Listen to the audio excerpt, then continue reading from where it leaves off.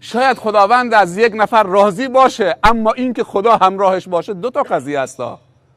معیت خدا و رحم خدا و رضایت خدا دو سه تا قضیه است. شاید طرف نماز خوبی بخونه ولی خدا معیتش نداشته باشه، همراهش نباشه. شاید طرف تلاوت قرآن هر روز بعد از صبح داره میخونه اما معیت خدا تو کل زندگی نداره که خدا همراهش باشه، ازش حمایت بکنه. معیت خدا یک امر جداگانه هست، با فقط تلاوت قرآن خوندن و ثواب جمع کردن و معنیش نفهمیدن نیست. با روزه پنجشنبه و دوشنبه فقط معیت خدا نمیاد. معیت خدا زمانی خدا میاد به نصرت تو، به حمایت تو، به پشتیبانی تو کمکت میکنه، موفقت میکنه که تو قدم برداری برای رشد بندگان خدا. زمانی در نظر خدا بزرگ میشید که نظر بزرگی نسبت به بندگان خدا داشته باشید. اگر نماز بخون، نماز یک مسئله شخصی خودته، تو دید بزرگ و خوب به بندگان خدا ندارید، فقط نماز میخونید که کسب ثواب بکنید. باید نماز بخونید و برای بندگان خدا قدم بردارید. وقتی قدم برداشتید دید خدا نسبت به تو دید بزرگی میشه، حرکت خدا به طرف تو حرکت حمایتی میشه. اگه باور ندارید تا این آیه ها مرور بکنیم. والذین جاهدوا فینا لنهدینهم سبلنا و ان الله لمع المحسنین. نیکوکاران، کسانی که احسانشون متوجه دیگران میشود و جهاد میکنن، جهاد مالی، جهاد تبلیغی، جهاد تعلیمی، جهاد سیاسی، جهاد جنگی، به هر وسیله جهاد میکنن. باید معیت خدا رو همراه خدا خودمون بکنیم. و ما رمیت اذ رمیت ولکن الله رما. وقتی که انسان خدایی میشه و حرکت میکنه برای نصرت بندگان خدا و دین خدا، هر قدمی که برمیداره، هر تیری که پرت میکنه، خدا پشت اون قضیه است. میگن در جنگ بدر، جوانا میدونن جنگ بدر چیه؟ در جنگ بدر کی شرکت کرده؟ جریان جنگ بدر چه بوده؟ کی جنگ بدر رخ داده؟ به چه لقبی و به چه ویژگی و صفتی نامگذاری شده جنگ بدر؟ جنگ بدر از بزرگان قریش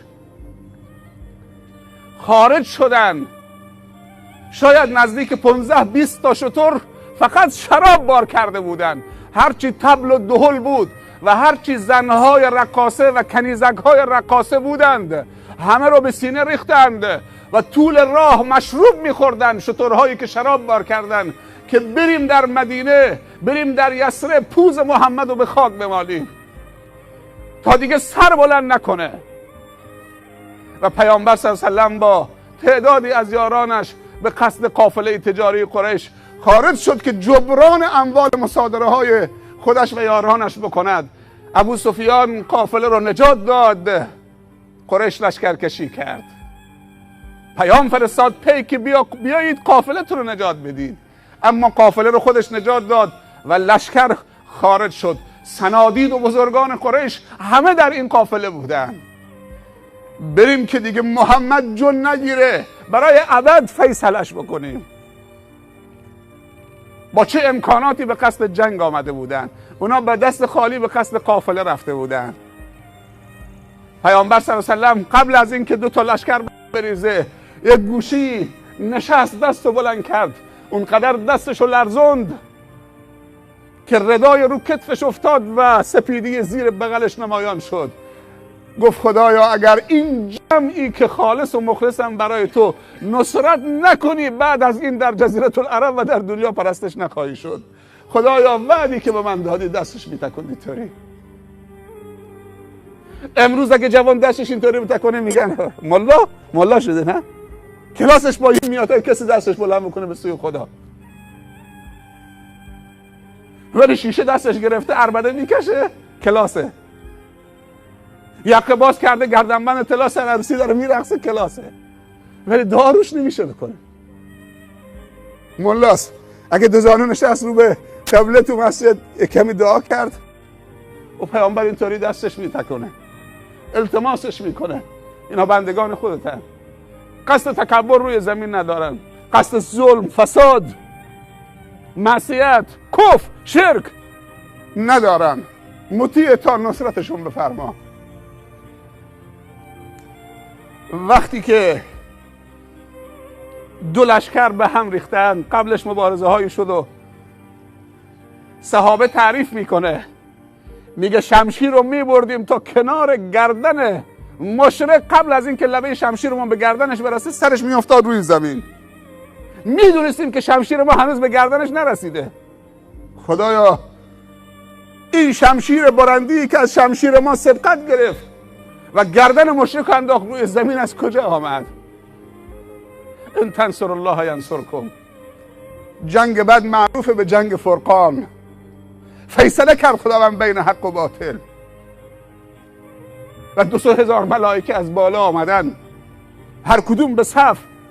ابلیس در جنگ بدر شرکت کرده بود، در شکل شخصی آمده بود، دستش تو دست بزرگان قریش بود، تا اینکه دید جبرائیل داره از آسمان پایین میاد، شمشیراشون اینطوری از غلاف کشیدن بیرون، برای نصرت اهل بدر داره پایین میاد. و ما رمیت اذ رمیت، این آیه در جنگ بدر نازل شده، ولکن الله رمی. صحابه تعریف میکنن اگر نه محاله که 300 نفر در مقابله 900 نفر 1000 نفر با دست خالی و پیروز شدن. ابلیس زد وقتی دید جبرائیل و میکائیل دارن میان پایین، احساس کرد که مرگش حتمیه. ابلیس هم دست زد تو سینه اون بزرگ قریش و دوید، هم تو چشمش بسته بود میدوید. اونم میگفت رب وعدک الذی وعدتنی، خدایا اون وعدی که به من دادید منو نکش، تو به من وعده دادی تا آخر عمر دنیا باشم.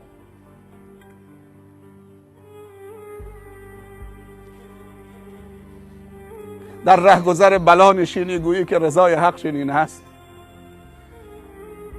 انسان در مقابل دشمن شکست نمیخوره، در مقابل نیت شکست میخوره. وقتی نیت انسان پلید باشه قدرت مقاومت او ضعیف میشود، قدرت استقامتش ضعیف میشود. وقتی دید مثبتی نسبت به خدا نداشته باشد که خدا حمایتش میکند، این انتظار چه قوتی دارد؟ هرچی دشمن ضعیف باشه شکست میخورد. مثل یک طبیبی میماند، طبیب که وقتی میره بالا سر بیمارش، اون لحظه‌ای که میخواد رو بیمار کار بکنه فقط اینه که این بیمار لتو پار بکنه، پول بگیره. هدفش منبع درآمده. اگر یک پزشک وقتی میره به طرف مریضش تو دلش این باشه خدایا من یک سببم، خدایا شفات، دعا بکنه. اگر اطباء اینو دعا بکنن قبل از این که برن سر عملشون، برن وضو بگیرن. اطباء مسلمان، زن مسلمان تو تاکسی در زایشگاه تو تاکسی وضع هم کرده، چون گفتن 700,000 تومان 1,000,000 تومان پول عمل سزارین به حساب بریزی بعد بیاد بخوابه، وگرنه همینجا زایمان بکنه. معذرت میخوام.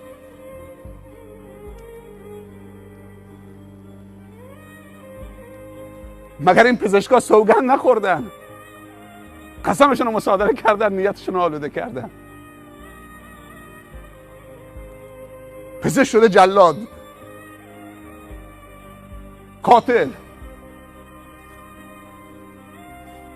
اگر این دعا رو بخونه با وضو، به خدایا این انگشتان من نیست که شفا بخشه. بعضی دیگه انگشتشون نشون مردم میدن این درمان. یه الکبری بود چند سال پیش آمد طرف بندر لنگه و کیشو 150-200 میلیون پول جمع کرد، دیگه رفت تو استادیوم لنگه ایستاد، دید که خیلی مشتری زیاد داره، از حد این روستا همه ماشین در بس، هم خود مریض باید ویزیت میکرد هم همراهش هم باید ویزیت میگرفت. با 15,000 تومان همراه مریضم، دید که از بس استقبال زیاده مردم هم ساده، دیگه رفت تو استادیوم رو نقطه بلند ایستاد، به مردم میگفت از زیر دست هم رد بشید، دستشون نشون میداد خلاص شما معلولین و نابینایان و جانباز همه خوب شدید. اگر راست میگه ما این همه جانباز جنگی در مملکت داشتیم، چرا نمیره اونها رو؟ 150 میلیون 200 میلیون پولم جمع کرد، مردم هم ساده.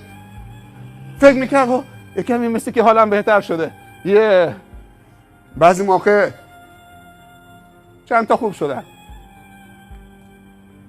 اللهم رب الناس اذهب الباس اشفه و انت الشافی لا شفاء الا شفاءک شفاء لا یغادر سقما.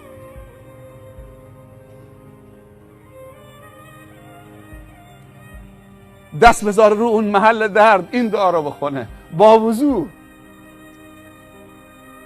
لا بس طهور انشاءالله، چیزی نیست، پاک کننده است. اگر علما این نیت نسبت به خلق خدا داشته باشن، عالم فکر میکنه اگه بهشتی وجود داره خودشه. مردم همه جهنمی هن، همه گمراه هن، باید سخنرانی من بشنون تا خوب بشن. چه بسا سخنران محتاج یک دعای خیر این بچه است. این بچه کی آمده که صف اول نشسته؟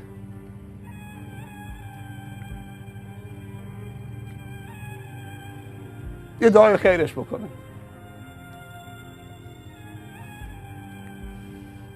همه محتاج رحم خدا هستیم، کسی از کسی بهتر نیست. در بازه معیت خدا رو همراه خودمون بکنیم. و ما رمیت اذ رمیت ولکن الله رما. با نیت خیر، محبت، اخلاص، قصد خیر به بندگان خدا، قدم خیر، تلاش خیر، توکل به خدا. خدا رو همراه خودت بکن، خدا کمکت میکنه. هیچ موقع در راه دعوت نمیمونی توش. اگر الله یارن هیچ غم نین، اگر دشمن هزارن هیچ غم نین. ان تنصر الله ینصرکم ان الله یدافع عن الذین آمنوا.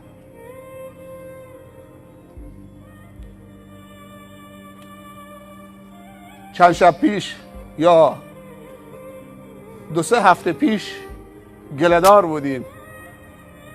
این جمعیتی که امشب آمده باید 20 تا داماد اینجا بود. من یادم میاد به همین عزیزمون، اسمش کیه؟ داماد امشب، یعقوب. حدودا 1-2 ماه پیش گفتم یعقوب کمتر از 5 تا من نمیام درگاهنا. گفت حالا اگر تنها شدم چی؟ ولی من دوست دارم بیاید. رفتیم گله‌دار، 1-2 تا از بچه‌های درگاه هم همراهمون بودن. 21 داماد، 10 تا صندلی این طرف، 11 تا صندلی این طرف، 5-6 هزار نفر جمعیت، شیعه و سنی، همه بزرگان و مسئولین از 2 طرف همه نشسته بودن. یه بزرگم وسط راهو باز کرده بود، جلو افتاده بود. 21 داماد همه یک دست لباس دنبال هم چه می آمدن، با سلوات اونها رو بدرقه می کردن. آمدن مثل یک دسته گل روبروی جمعیت نشستن. نمیدونی چقدر فرشته و ملائکه اونجا خودشو به زمین میزد که از این صحنه فیلم برداری بکنه، از این سوژه زیبا و دیدنی فیلم برداری بکنه. یعنی 42 تا طایفه اونجا با هم فکر و همدل و همراه شدن، با سلیقه های مختلف. یکی مادر بزرگش میگه من به دلم میاد، عروسی با هم نه. یکی پدر بزرگش میگه نه خوب نیست، عاقبت به خیری نداره. چی نداره؟ ولی با این وجود 42 تا طایفه با پدر بزرگاشون، با مادر بزرگاشون تسلیم امر خدا شده بودن، مثل دسته گل نشسته بودن. مردم لذت بردن واقعا. ما خودمونم به وجد آمدیم. قابل تحسین بود. این جمعیت 20 تا 30 تا داماد، این روستاهای اطراف. اگر این هلوری ها و درگاهانی ها عروسی های جواناشون مشترک، این خور جدایی نباشه. یه خوری هست اینجا وسط، خدا نکنه که این خور جدایی باشه. ما هلوری و شما درگاهانی. ان اکرمکم عند الله اتقاکم. چه اینو عرب همارا، هندوستان همارا، مسلم هموطن حسارا جهان همارا. گر در یمنی چوب آمنی پیش منی، ور پیش منی چوبی منی در یمنی. من با تو چنینم ای نگار یمنی، خود در عجبم که من تو هم یا تو منی. این پرده ها رو برداری. 25 تا داماد از هلور، 25 تا داماد از درگاهان کنار ساحل، کل جمعیت بیان برشینن.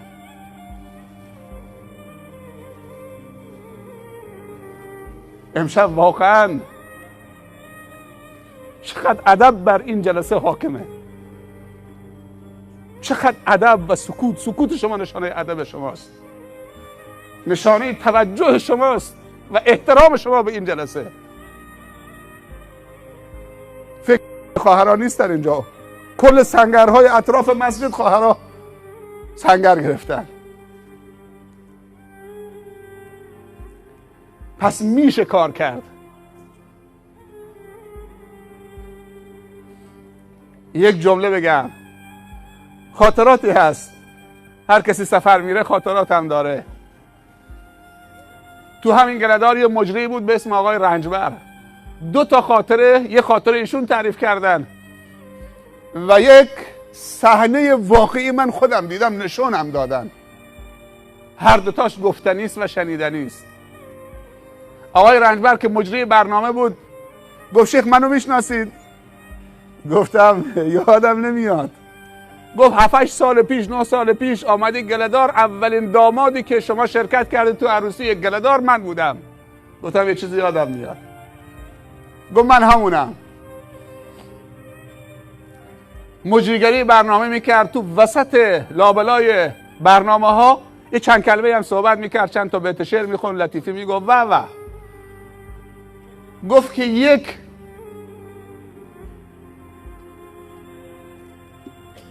مقوله از آبا و اجداد و قدمای گله‌دار نقل بکنم براتون. گفت که آبا و اجداد ما میگفتن، خوب دقت بکنید، پدرها و ریش سفیدان تأیید میکنن این حرفو.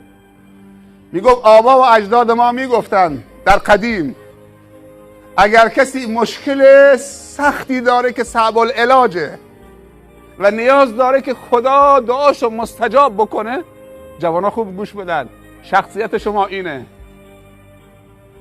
میگفتن اگر کسی مشکلی داره که صعب العلاجه، هیچ کس نمیتونه حل بکنه، فقط باید خدا حل بکنه و واسطه بین خدا یک دعای مستجابی باشه. کسی که دعاش به درگاه خدا ردخور نداشته باشه و پرده بین او و بین دعاش و بین خدا نباشه. میگه قدما آبا و اجداد ما میگفتن اگر میخواید دعات مستجاب بشه برید پیش تازه دامادا و تازه عروسایی که تو حجله نشستن، در حجلهشون رو بزنید، مشکل داریم برای ما دعا بکنید تا خدا مشکل ما رو حل بکنه. من این جمعه نه جمعه گذشته 10 تا داماد تو گراگ بود، از اونجا آمدم روز جمعه نماز جمعه رفتم جزیره هرمز، همین خاطره رو گفتم. یه برادر دو کارمردی 45-50 سال صف جلو نشسته بود. وقتی گفتم که میگفتن قدمای ما، بزرگان آبا و اجداد ما میگفتن اگر میخواد دعات مستجاب بشه برو پیش تازه دامادی که تو حجله است، تازه عروسی که تو حجله نشسته، ازش التماس دعای خیر بکنید. گفتم شما قبول دارید؟ میدونی چه عکس العملی نشون داد؟ اینطوری کرد نه ما قبول نداریم. چقدر ظلم به دامادای جدید ما شده، چقدر دامادامون رو مصادره کردیم از مستجاب و دعایی. امروز یک مسلمان میگه من نه دعای داماد قبول ندارم، چون داماد شب عروسی سکرانه، داماد مسته، داماد نماز نخونده 2 روز، از زمانی که حالا بالاخره تدارک برای عروسی داماد وقت نماز خوندن نداره.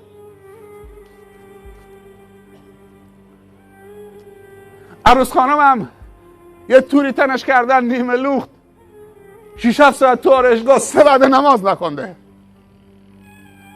عروس خانمی که 3 وعده نماز نخونده چطوری مستجاب بود داست؟ ارکستر مسته، سکرانه، پول مشروبش داماد داده، پول تریاکش داماد داده، زمینه چشترانی هم تو عروسی زن و مرد دارن میرقصن. اکثر دامادای امت اسلامی در جهان اسلام امروز اینطوری هست. یه دوستی تعریف میکرد، میگفت تو 4 ماه تابستان و 20 روز تعطیلات نوروز تو یکی از مراکز بخش ها خودشون تعریف میکردن، میگفتن از خلیج و هرمزگان و فارس همه میان برای جشن عروسیشون. میگفت تو این 20 روز و اون 4 ماه 350-400 تا عروسی میشه تو اون شهر. شاید 2 تاش سالم باشه، 3 تاش سالم باشه، مفید نه، فقط سالم، بس ساده بدون هیچ. باقی میگه شب 7 تا 8 تا. زن و مرد از آن صبح میگه دست از رقصیدن نمیکشن. زن و مرد با هم دوست دارن برقصن. زنها نیمه لخت و عریان بی حجاب، ارکستر مست، میگه زنها برقصن تا من بخونم. موسیقی و شراب و رقص و زن، این ستا اگر با هم دست دادن ریشه ایمانو میسوزونن. این مجلس بده نه؟ چون اون آفتا نداره. ناموس تو حفظ شده امشب. یعنی طرف گفته با خیال راحت بیا تو عروسی من، نه شرابی هست، نه چشم‌چرانی هست، نه کثافت بازی، نه اسراف، نه معصیت خدا. بیا من تضمین میکنم که حرمت تو حفظ بشه. اما بعضی دعوتنامه میفرستن عروسی زنانه تو سالن امروز افتضاست. خیلی ها فکر میکنن تو سالن محصوره، افتضاست. خیلی احتیاط بکنن وقتی زنهاتون رو حتی به سالن میفرستید، به صرف این که عروسی زنانه است. چه دینی بوده تا 50 سال پیش تو گله‌دار و تو همین جزیره. در حدیث قدسی پیامبر صلی الله علیه و سلم میفرمایند که خداوند تعهد داده، گفته بر من واجبه که از 3 نفر حمایت بکنم. این 3 نفر رو بشماریم. از 3 نفر خدا گفته که واجب من ازشون حمایت میکنم، تعهد میدم ازشون حمایت بکنم. 1 مجاهدی که اسلحه دست میگیره برای رضای من و برای نصرت دین من و نشر دین من و قلع و کم کردن کفر و شرک و فساد و ظلم در دنیا حرکت میکنه. این بر من واجبه. دنبال غنیمت نیست، دنبال مال نیست، دنبال پست و مقام و شهرت نیست. برو بجنگ، اگه پیروز شدی تو رو فرماندار میکنیم، تو رو فلان فرمانده فلان میکنیم. نه، فقط برای نصرت دین خدا. گفته بر من واجبه که نصرتش بکنم. و ما رمیت اذ رمیت ان تنصر الله ینصرکم والذین جاهدوا فینا لنهدینهم سبلنا و ان الله مع هم معیته. از خدا بخواهید که این معیت رو برای شما. شاید خدا شما رو رحم بکنه با نیت پاکتون، اما خدمتی به خلق خدا نکردی، فقط برای خودت خوب بودی، سالم بودی. این کمال نیست که فقط برای خودت خوب باشی، برای خانوادت تنها خوب باشید. تو که میتونی برای همه خوب باشید. نفر دوم کیه؟ پیامبر صلی الله علیه و آله میفرمایند خداوند گفته اگر جوانی که موانع ازدواج سر راهش خیلی سنگینه، فشار ازدواج و شهوتم اونقدر بهش فشار میاره قابل کنترل نیسته، هر دری میزنه بازم مانع. و خیلی از این موانع داماد شدن جوانا که به خاک و خون کشانده میشوند، مانع اصلیشون پدر و مادر عروس و پدر و مادر داماده.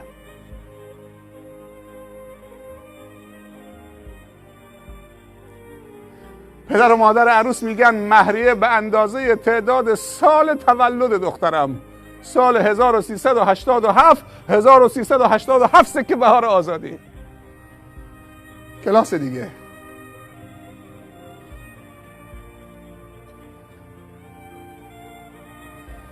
پیامبر صلی الله علیه و سلم میفرمایند هرچی اسباب ازدواج کمتر، آسانتر، میسرتر بگیرید، هرچی مخارج زن و عروس کمتر باشه، مهریش کمتر باشه، اون زن با برکت تره، مملو از برکته. و هرچی مسائل مادی و اسراف و تو عروسی و ولخرجی بالاتر ببرید، آمار برکت رو میاری پایین تو زندگی خودت و نوهات و اولادت. یا باید حرف خدا و رسول خدا گوش بدیم، دنبال برکت ازدواج باشیم. یکی از برکت های ازدواج عفته. امروز تو جشن عروسی که جشن عفت بی عفتیه، چشم چرانی و کثافت بازی است. مردم جمع میکنن به جایی که خودش تنها نظر به ناموس خودش داشته باشه، مردم جمع میکنن که اونجا نظر به ناموس مردم داشته باشن. چی بی عفتی از این بالاتر؟ بحث گدایی نیست. پیامبر صلی الله علیه و سلم میفرمایند شما نمیدونید برکت غذا تو کدوم قسمت بشقابه. حتی دانه های آخر هم بگیرید، اگر افتاد رو سفره هم جمع کنید، او چربی ته بشقاب هم بلیسید. چون برکت غذا پخشه. نه اینکه پیامبر گدا گشنه است چیزی به چشم ندیده. این ارزش به نعمت خداست، احترام به نعمت خدا. آدم یه روزی گیر میفته. اونایی که سفر دریا میرن قایق، تکه نون خشک، اون گوشه نون خشک هم تو دریا نمیندازن چون احتمال داره موتور خراب بشه. بعضی موقع گیر میکنن محتاج همون نون خشک میشن تا 3 روز میخورن. قدر عافیت کسی داند که به مصیبتی گرفتار آید. همه این جمع تلاش بکنن که عزت و احترام و تقوا و شخصیت دامادا رو دوباره بهشون بر بگردونیم تا مستجاب الدعا بشن دامادای مجالس عروسیمون. خداوند گفته نفر دوم بر من واجبه از جوونی که میترسه در زنا و فحشا بیفته پناه میبره به ازدواج، یعنی پناه آورده به من. گفته من از فضل خودم اونو غنی میکنم اگر فقیر باشه بی منت بندگانم. از در غیب و از فضل خودم و انکحوا الایام منکم والصالحین من عبادکم ان یکونوا فقراء یغنیهم الله من فضله. اگر فقیر بودن من از فضل خودم اونها رو غنی میکنم بی منت بندگانم. ولی آقا میخواد عروسیشو سالم برگزار بکنه. مثل این عروسی دوستا و رفقا و قوم و خویشاش و عموش و داییش میاد در گوشش اگه تو پول نداری بخیل ما خودمون خرج ارکستر میدیم. ارکستر پذیرایی با ما پول میدیم. این ملاها رو دعوت نکن که عروسی میشه ماتم. ولی ثابت کرده تو آخر الزمان که عروسی های اسلامی پرطرفدارترین عروسی ها تو جنوبه. ما نزدیک 1 ماه پشت سر هم، شاید بعضی شبها استراحت بوده وگرنه پشت سر هم از 21 بوده، 10 تا بوده، 4 تا بوده، 2 تا بوده، 3 تا بوده، همجور داره میره. و دوستانم هم دارن میرن، اونایی که ما خبرم نداریم دارن میرن.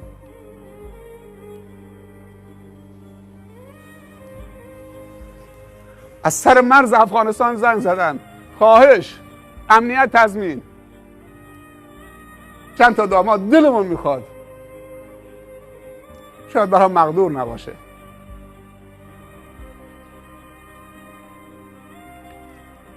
اگر باشه انشالله خیرین حمایت بکنن، چند تا باند خوب، دستگاه خوب، یه ویدیو پروژکتور خوب با پرده خوب. این عبدالستار دیگه الان ابتکار خودش امروز گفت من میخوام دستگاه ها بیارم. وقتی خبرم شد دستگاه با خودش آورد.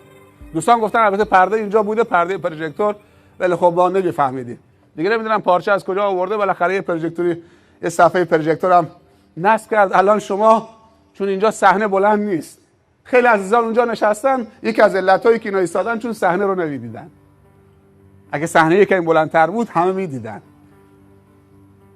چیز خوبیه. میشه میان برنامه اناشید اسلامی تو اندونزی، تو مالزی، تو نمیدونم کشورهای عربی، امروزه که اینترنت هست، کانال هایی هست که همه اناشید اسلامیه، میشه پخش کرد برای تنوع. برنامه های خوب، میان برنامه ها. باید عروسی هامون توش یه ابتکار عملی به خرج بدیم، ولی یک کمی خواهش میکنم باید دست تو جیبمون بکنیم، دست تو جیب خودمون بکنیم ما. یعنی بعضی موقع عادت کردیم خوب دست تو جیب دیگران میکنیم، میخوایم پول خیر از تو جیب دیگران، خب تو دست تو جیب خودم بکن.